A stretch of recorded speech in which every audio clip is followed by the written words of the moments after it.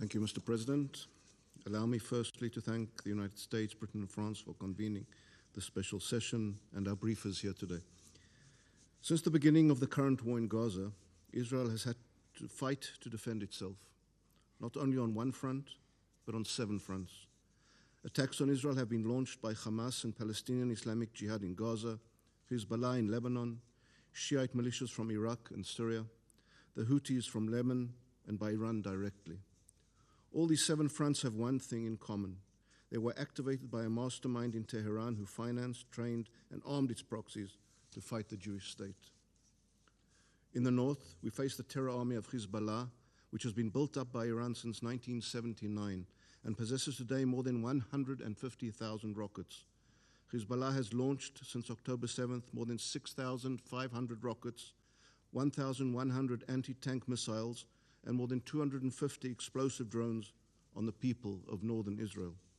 In the south, we face attacks launched by the Houthis, whose military arsenal grew in the last years thanks to the weapons and training provided by Iran and Hezbollah.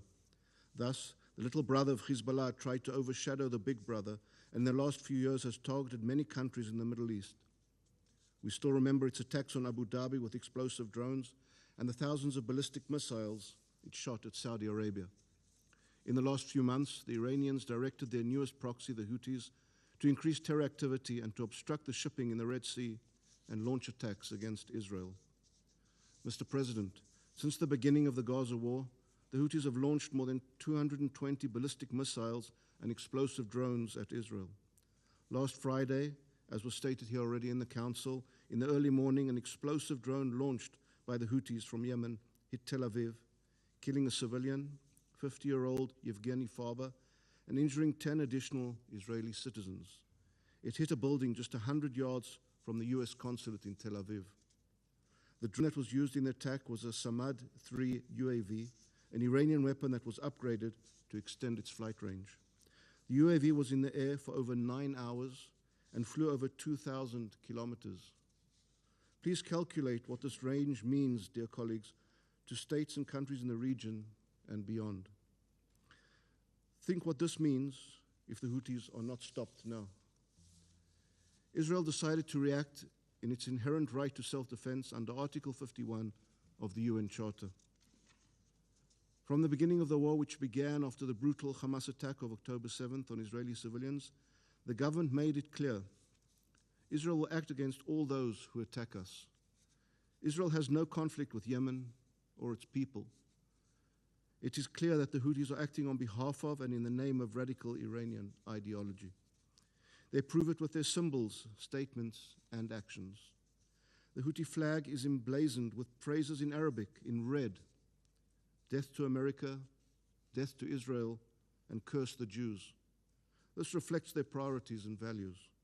They have proved it with attacks on Israel and international shipping. Let me be very clear. The port of Hodeidah is not an innocuous port. Hodeidah is being used for terrorist purposes and therefore is a legitimate military target. The port of Hodeidah receives arms shipments directly from Iran, including the UAV that was fired at Tel Aviv. These are, in fact, pieces of Iranian military equipment that are assembled and used by the Houthis. The Houthis cannot cynically expect immunity for a port supplying their needs as they use it for military purposes. In terms of international shipping, the Houthis have closed the Bab el-Mandab Straits, thereby significantly lengthening global shipping trade routes with their threats and attacks. In recent weeks, they attacked a vessel in the Mediterranean Sea as well. No one in this room is immune from the effects of these attacks. Over 30% of international trade has been affected. Houthi militants have threatened or taken hostage mariners from over 20 different countries.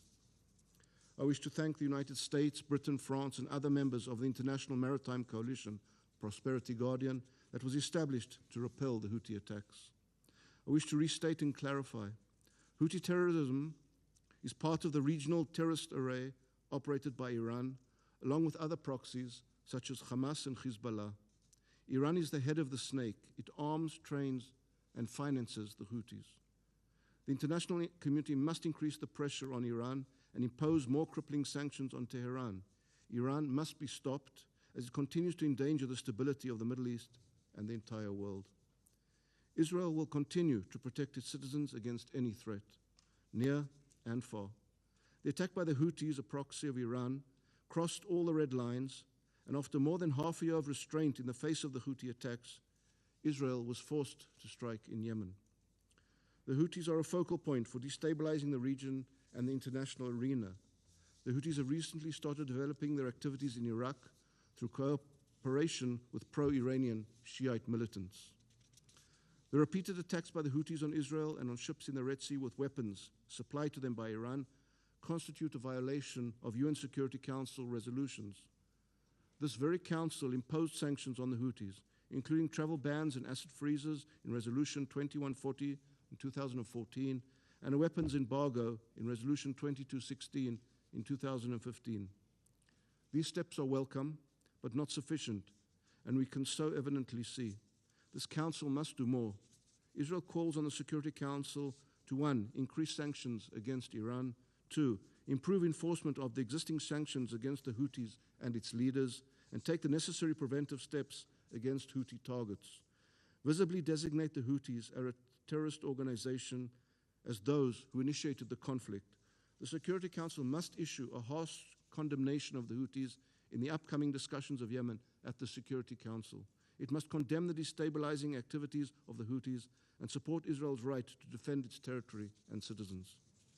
In defending ourselves against this Iranian terror axis, Israel stands on the front lines against a regime that threatens the entire Middle East and threatens the entire world.